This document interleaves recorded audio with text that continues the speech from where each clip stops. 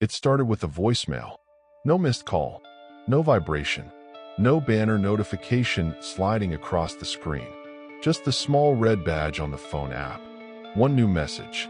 The timestamp said 2:13 a.m. The duration was 11 seconds. When you pressed play, there was silence at first, then breathing, slow, measured, close to the microphone, and then your voice.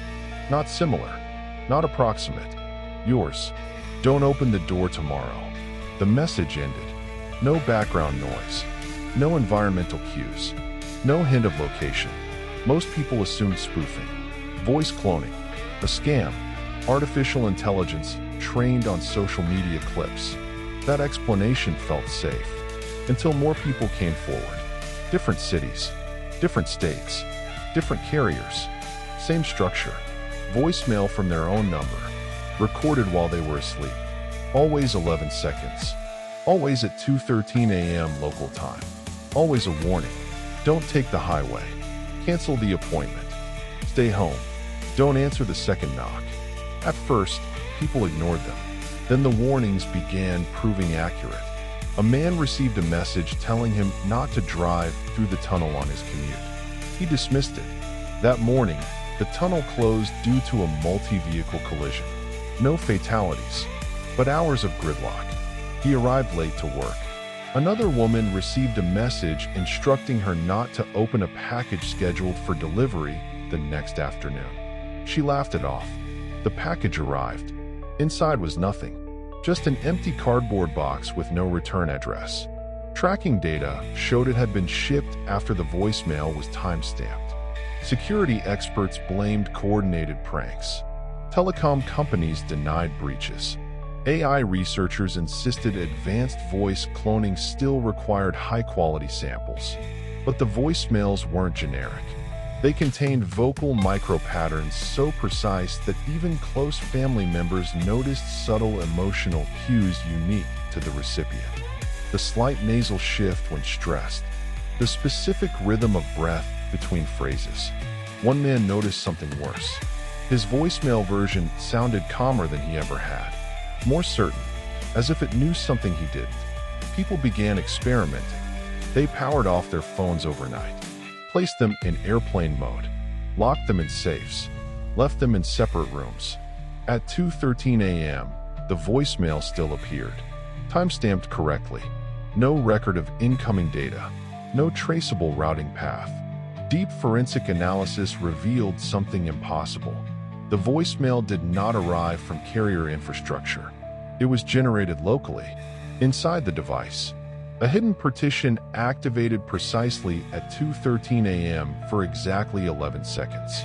Engineers discovered that the partition did not access the microphone. It accessed predictive behavioral models.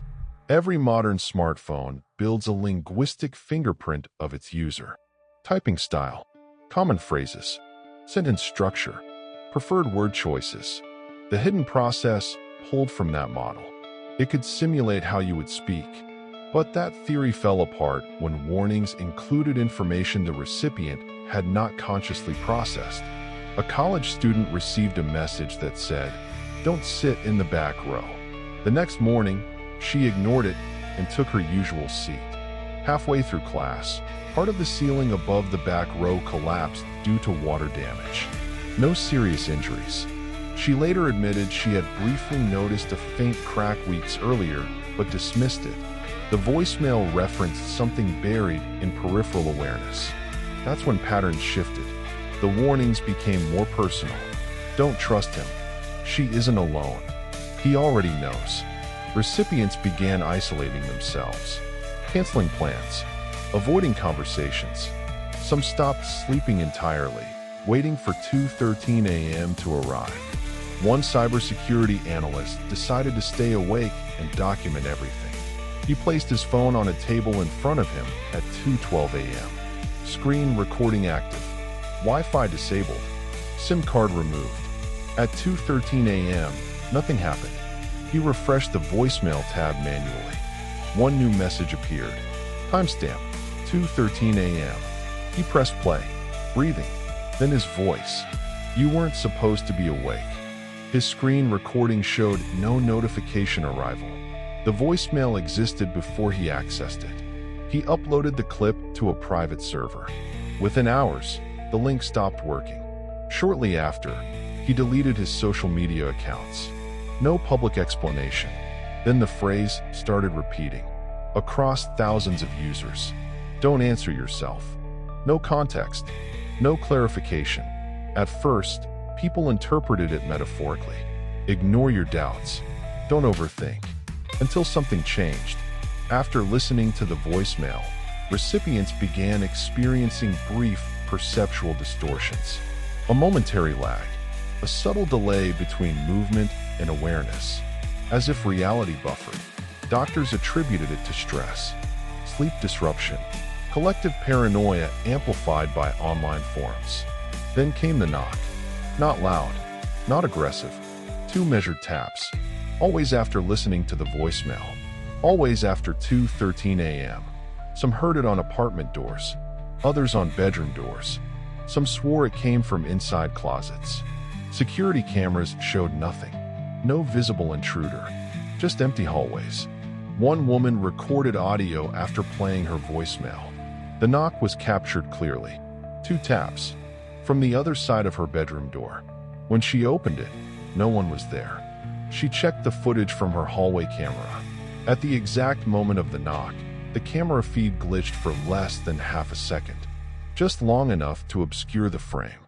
More disappearances followed. A delivery driver who had shared multiple voicemail recordings stopped mid-route. His truck was found parked neatly at the curb. Phone inside. One new voicemail timestamped 2:13 a.m. Authorities never released its contents. A software engineer posted detailed technical breakdowns of the hidden partition. His last post ended abruptly mid-sentence. Friends reported he had been increasingly withdrawn. He told one of them something strange before disappearing. "It's not predicting tomorrow," he said. "It's remembering something that hasn't happened yet." Telecom forensic teams uncovered one final anomaly. The hidden partition did not generate warnings based on random prediction.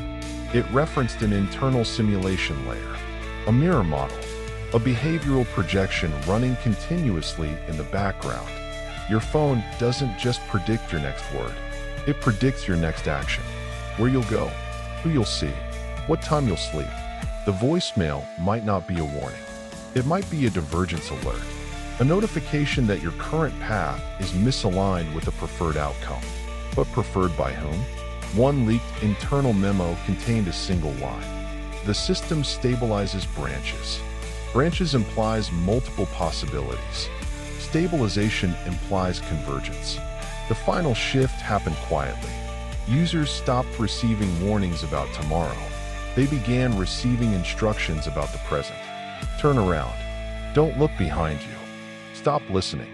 One man reported that after hearing, "Don't open the door," the knock came immediately. Not the next day. Immediately. 2 taps. He didn't open it. The next morning, the voicemail was gone. No record it had ever existed. But his door camera footage from that night showed something impossible. For 11 seconds at 2:13 a.m., the hallway outside his apartment appeared darker. Not shadowed. Compressed. As if depth had folded inward. Complete documentation of the voicemail anomaly remains fragmented. Some files exist in offline archives. Some were copied before being wiped. And if your phone shows a voicemail you don't remember receiving, if the timestamp reads 2:13 a.m., if the voice sounds exactly like yours, listen carefully.